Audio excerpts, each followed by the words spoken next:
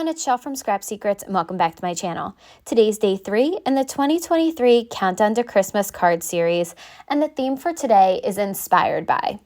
We're going to be making this vintagey postcard with a matching envelope, and as we go through, I'll explain how Marie inspired me to create this. We're going to start off with a card base that measures 5 by 7. I used some paper from this vintage Christmas paper pack from Hobby Lobby. I also took a piece of cream colored cardstock that was in my stash, as well as the Honeybee Stamps Post Perfect stamp set. We're going to start off by creating this vintage postcard. I'm using antique linen distress oxide to go over most of that cream colored cardstock. I'm going to leave the very center of it, but just a teeny tiny highlight. Go over most of it, and then I'm going to go over and blend together some vintage photo around the outside, but not pull it as far in towards the middle as I did the antique linen. I found that this gives my color blending the best results is when I put the lightest color down first on almost all the areas and then blend on top of it the other colors. It's actually a technique that Kelly Taylor talks about in some of her videos. So you may be thinking, this isn't really Marie's style, so how is this inspired by? Well, first of all, Marie loves honeybee stamps, and you'll see that on my envelope, I used one of her favorite stamp sets. It's the one that she asked for us to use in the very first video, and I wanted to use it again because I really do love it, and I know she loves that stamp set. So I decided to make the envelope with that. She also likes wax seals. I've seen her do several videos with them in it, and I don't have any wax seals, but I knew that I could create a faux one with a technique, so we're going to work on that. So it's kind of inspired by Marie in the things that she likes and some of the techniques that she's used. So I didn't want to just recreate one of her cards. I know she likes rainbows, and I tried to do that honeybee Christmas tree that they have that came out with the 3D embossing folder. I tried to do that, but it didn't really come out right. It's sitting on my desk. I'm looking at it now, and it's just okay. So maybe I'll publish that video at some point. So back to the card, we are now going around the pattern paper from that vintage Christmas set from Hobby Lobby with that same vintage photo just to kind of age that up a little bit and tie everything together. I've already set up the stamps how I want them in my MISTI. These are all from that Post Perfect stamp set. And I am using a brown ink, and I apologize. I think it might be that chocolate one from MFT. I think I put it on the screen, but I can't remember what it is. So I went ahead and stamped that all out, and it looks very vintagey. And I'm going to get ready to glue them together. I wasn't sure if I wanted to glue it straight or at an angle, but I thought for some reason at an angle, it just gave it a little bit more interest. I'm going to take my Barely Arts glue and glue all of those pieces together. So while you're watching me do this, I thought I would tell you a little bit about the series. There's an intro video that gives all of the information on the giveaways and everything, but to just top line it, subscribe to both Marie and myself, leave comments on videos, and you have chances to win prizes.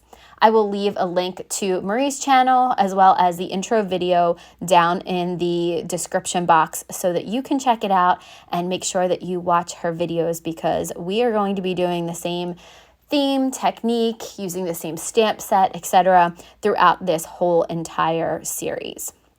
Okay, so again, back to the card. I am stamping out this seal. So there are some faux wax seals in here, and I thought, how could I give this dimension? Let's go ahead and heat emboss it with clear embossing powder, and I can create a dimensional wax seal very similar to the ones that Marie uses when she uses her wax seal stamper that Honeybee sells. So I'm going to be using some Hero Hues Crimson ink to ink up the stamp after I ink it up in some embossing ink. So I believe that was also Hero Arts embossing ink. So I'm going to go ahead and do that, and we're going to do this technique several times so it builds up the layers. I'm going to go ahead and pour over the top of that the clear embossing powder so it will make it shiny, but you'll be able to see the red through it.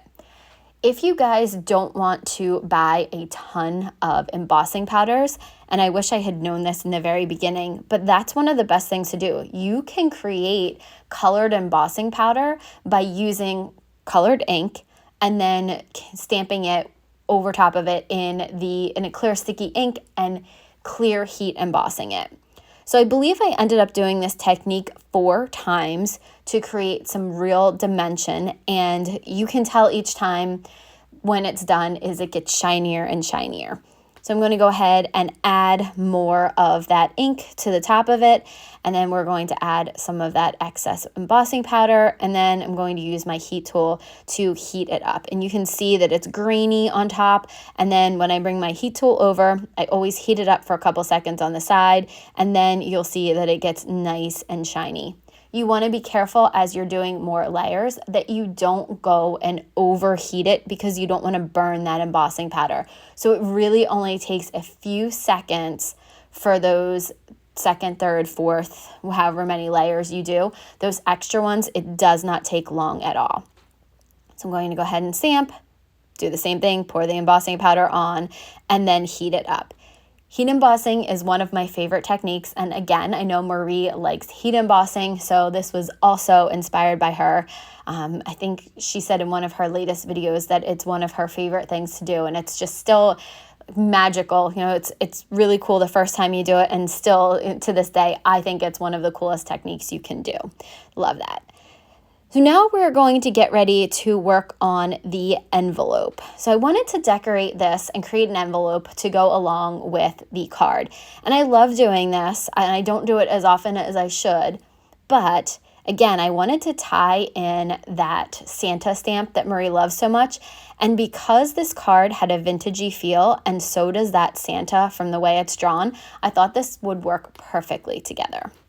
Going around the edges of the envelope with some vintage photo just to help it kind of go together with the card and, you know, all the vintage photo that we added. And then I'm going to use that same Santa stamp that I used in the first video, and, you know, the one that I keep saying that Marie loves so much. I just think it's really, really adorable. I love the size of it. So I'm using that same color ink, and I believe, again, I apologize, I believe that's that's the craft cards, the craft MFT. I believe that's the color that I used for all of the other stamping as well, craft MFT. So I'm placing it back into the MISTI because I wanted to add the stamp on top of it. So I think it says 3 cents because it's vintage, which I thought absolutely went perfect. I'm using that same crimson color ink to go ahead, and I inked it up, I believe, twice, and it got a really nice crisp image on there. So now that I let the embossing cool off a little bit, because if you touch it too soon, you can smudge it. Ask me how I know. And so I let it cool off for a little bit. I used my scissors to fussy cut it out. It's very simple to do. I'm going to go through my Copic markers and pick out a color that is very similar to that red and go around the edges, just like I do when I go around anything that I fussy cut out with a black marker. It's whatever color you kind of stamp it or ink it up in. You go around the edges with that, and it just makes it look nice and finished. I'm going to add a little bit of that vintage photo for the middle to make it look a little bit more vintagey.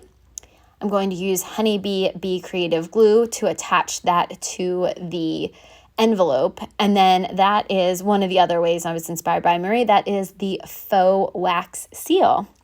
So you'll have to let me know how I did. Do you think that I accomplished the technique of the faux wax seal? So let me know.